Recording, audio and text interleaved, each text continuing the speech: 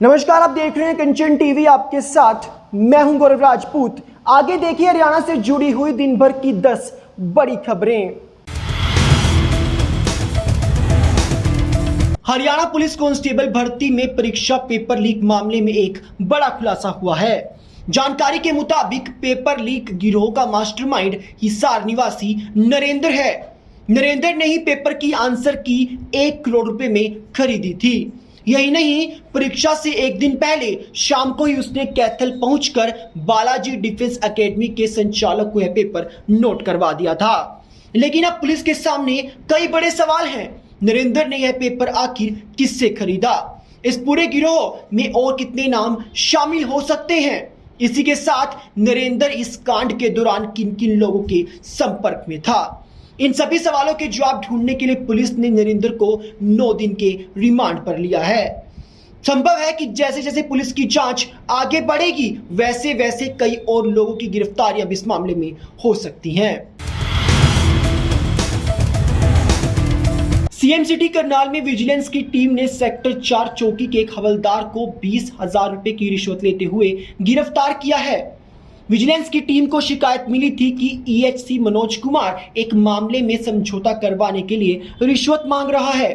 इसके बाद विजिलेंस की टीम ने शिकायतकर्ता को केमिकल लगे हुए 20,000 रुपए देकर हवलदार के पास भेजा। इस मुलाकात के तुरंत बाद विजिलेंस टीम ने ड्यूटी मजिस्ट्रेट के साथ जाकर मौके पर रेड की।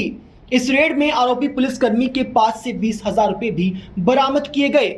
इसके बाद जब पुलिसकर्मी मनोज कुमार के हाथ पानी में डलवाए गए तो नोटों पर लगे केमिकल के कारण पानी का रंग बदल गया। टोक्यो ओलंपिक में हरियाणा के खिलाड़ियों के बेहतरीन प्रदर्शन के बाद खेलों को बढ़ावा देने और नए खिलाड़ियों को प्रोत्साहित करने के लिए 27 से 29 अगस्त तक राज्य स्तरीय खेलो हरियाणा प्रतियोगिता आयोजित करवाई जाएगी। प्रदेश के 7 जिलों में आयोजित होने वाली 3 दिवसीय खेल प्रतियोगिता में अंडर 18 लड़के और लड़कियां 20 खेलों में हिस्सा लेंगे। इससे पहले अलग अलग जिलों में खिलाड़ियों की चयन प्रक्रिया रखी जाएगी। करनाल जिले के करण स्टेडियम में 12 और 13 अगस्त को खिलाड़ियों का चयन किया जाएगा। इन ट्रायल्स के लिए इच्छुक खिलाड़ी 10 और 11 अगस्त को अपना पंजीकरण करवा सकते हैं। खेलो हरियाणा गेम्स में पहले, दूसरे और तीसरे स्थान पर रहने वाले खिलाड़ियों को इनामी राशि भी मुहैया करवाई जाएगी। हरियाणा स्टाफ सिलेक्शन कमीशन द्वारा शनिवार को हरियाणा पुलिस की कांस्टेबल भर्ती के लिए आयोजित लिखित परीक्षा का पेपर लीक होने के बाद अब आयोग दोबारा से इस परीक्षा को कराने की तैयारी में जुट गया है। आयोग हर हाल में इस परीक्षा को पहले से ही निर्धारित फिजिकल टेस्ट से पहले कराने की तैयारी में है। यही नहीं, इसके लिए अन्य 2 से 3 परीक्षाओं के शेड्यूल में भी बदलाव किया जा सकता है। दरअसल हरियाणा कर्मचारी चयन आयोग द्वारा हरियाणा पुलिस में सिपाही पद की भर्ती के लिए 7 व 8 अगस्त को लिखित परीक्षा आयोजित करवाई जानी थी, लेकिन पहले ही दिन पेपर लीक होने से आयोग ने इस परीक्षा को रद्द कर दिया। अब माना जा रहा है कि आयोग 28 सितंबर से 7 अक्टूबर के बीच निर्धारित फिजिकल टेस्ट से पहले इस परीक्षा को करवा सकता है।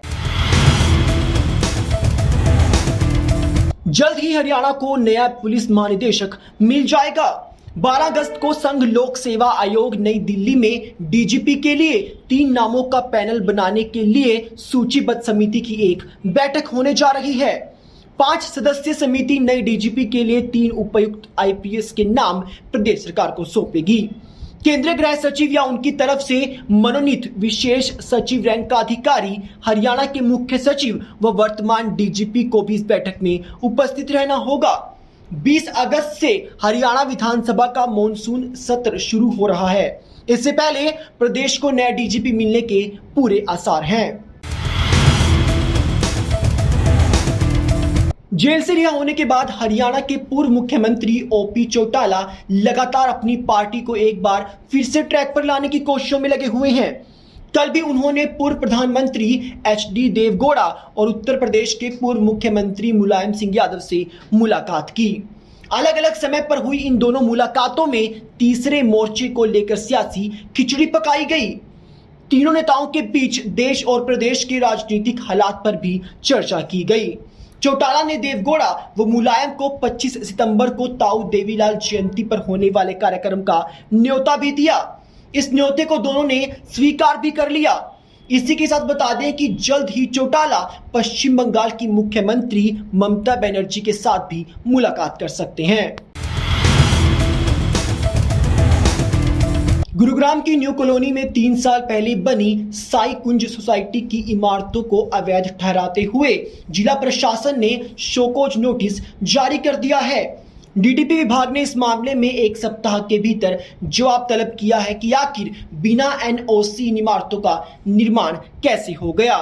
अब इन 19 इमारतों में रहने वाले 135 परिवारों को अपने भविष्य का डर सता रहा है। 2018 में बनाई गई इन इमारतों को अवैध ठहराने की जिला प्रशासन की इस कार्रवाई को लेकर कई सवाल खड़े हो रहे हैं। मसलन ये है कि 3 साल पहले इस सोसाइटी के निर्माण के समय नगर निगम और डीटीपी की ओर से कोई आपत्ति क्यों नहीं उठाई गई। सोसाइटी में बने घरों की रजिस्ट्री, पानी और बिजली का कनेक्शन देने के 3 साल बाद यह सोसाइटी अवैध आखिर कैसे हो गई। हरियाणा शहरी स्थानीय निकाय निदेशालय की तरफ से प्रदेश के कई जिलों में सदस्य मनोनीत किए गए हैं। इसे लेकर सरकार की तरफ से आदेश भी जारी कर दिए गए हैं। निदेशालय की तरफ से ये नियुक्तियां अंबाला, भिवानी, फरीदाबाद, जींद, पंचकुला, पानीपत, रेवाड़ी, सोनीपत और यमुनानगर में की गई हैं।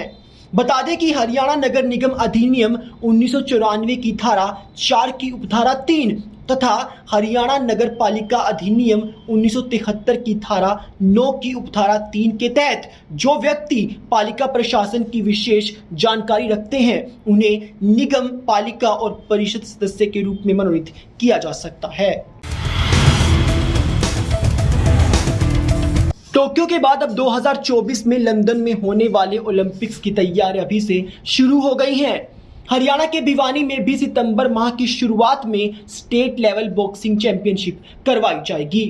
इस चैंपियनशिप को लेकर आयोजित की गई एक बैठक के दौरान जिला उपायुक्त जयबीर सिंह आर्य ने हरियाणा राज्य बॉक्सिंग संघ के प्रदेश अध्यक्ष सतपाल संधू से यह प्रतियोगिता करवाने को लेकर बातचीत भी की।